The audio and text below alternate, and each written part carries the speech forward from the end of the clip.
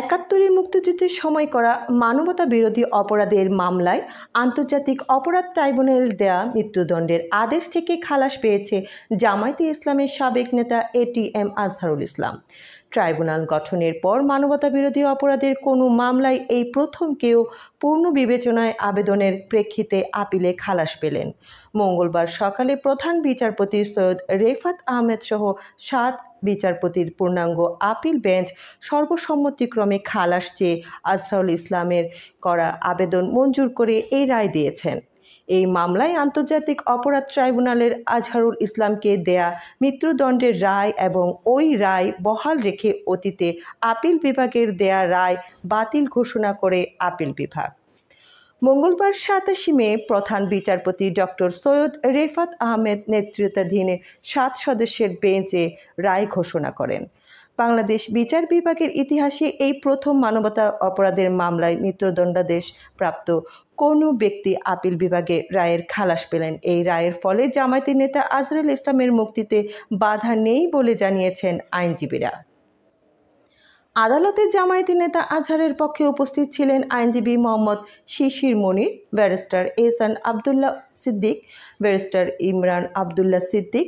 জামায়াত নেতাদের মধ্যে উপস্থিত ছিলেন দলটির নায়েবে আমির ডক্টর সৈয়দ আবদুল্লাহ মোহাম্মদ তায়ের, জামায়াতের ভারপ্রাপ্ত সেক্রেটারি জেনারেল মাওলানা এটিএম মাসুম, সহকারী সেক্রেটারি জেনারেল মাওলানা রফিকুল ইসলাম খান, অ্যাডভোকেট এহসানুল মাহবুব জোবায়ের, অ্যাডভোকেট মোজাম্মেল হোসেন হেলাল, নির্বাহী পরিষদ সদস্য মোবারক হোসেন, মাওলানা আব্দুল হালিম, অ্যাডভোকেট মতিউর রহমান, জামায়াতের ঢাকা উত্তর আমির সেলিম উদ্দিন, মাসুম সাইদি, জামায়াতের ঢাকা মহানগরী দক্ষিণ নায়েবে আমির ডক্টর হেলাল উদ্দিন, ঢাকা মহানগর দক্ষিণের সহকারী সেক্রেটারি দেলোয়ার হোসেন প্রমুখ।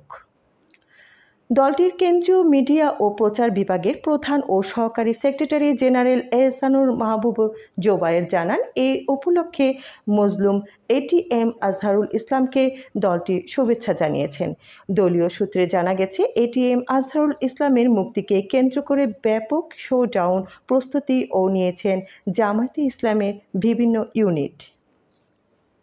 মানবতা বিরোধী অপরাধের মামলায় জামায়াতি নেতা এটিএম আজহারুল ইসলামকে মৃত্যুদণ্ড থেকে খালাস দিয়ে রায় ঘোষণা তার গ্রামের বাড়ি ও নির্বাচনী এলাকার রংপুরের বদরগঞ্জে উল্লাস প্রকাশ করেছেন স্বজন, এলাকাবাসী ও নেতাকর্মীরা।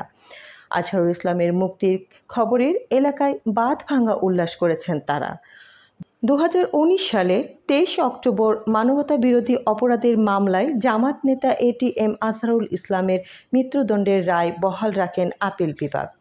তখনকার প্রধান বিচারপতি সৈয়দ মাহমুদ হোসেনের নেতৃত্বাধীন আপিল বিভাগ এই রায় দেন। পরে এই রায়ের বিরুদ্ধে রিভিউ আবেদন করেন জামায়াত নেতা আজহারুল ইসলাম।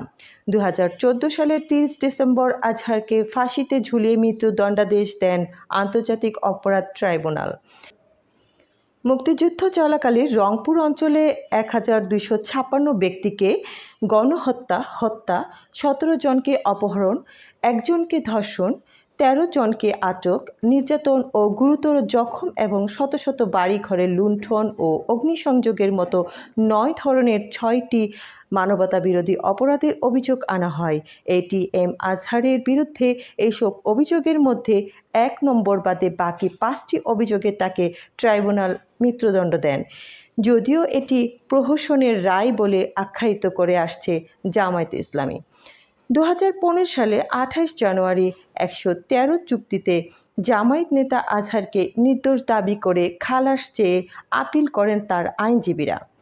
আপিল বিভাগের সংশ্লিষ্ট শাখায় 90 পৃষ্ঠার মূল আপিল সহ 2340 পৃষ্ঠার আপিল দাখিল করা হয়।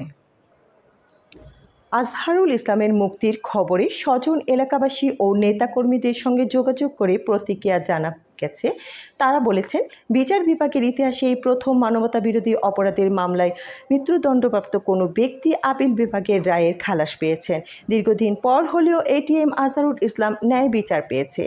আজহারুল ইসলামের মুক্তি পরিবারের জন্য আনন্দের খবর জানিয়েছে তার বড় ভাই এটিএম আবদুল্লাহ আওয়াল বলেন, দীর্ঘদিন পর আমার ছোট ভাই ফ্যাসিস্ট সরকারের কারাগার থেকে মুক্তি পেয়েছে। আমরা তাকে আমাদের মাঝে ফিরে পেয়েছি। জামায়াতে ইসলামের বদরগঞ্জ উপজেলার কর্মী হোসাইন আলী বলেন, একজন নিরপরাধ ব্যক্তিকে অন্যায়ভাবে এতদিন জেলে বন্দি করে রাখা হয়েছে।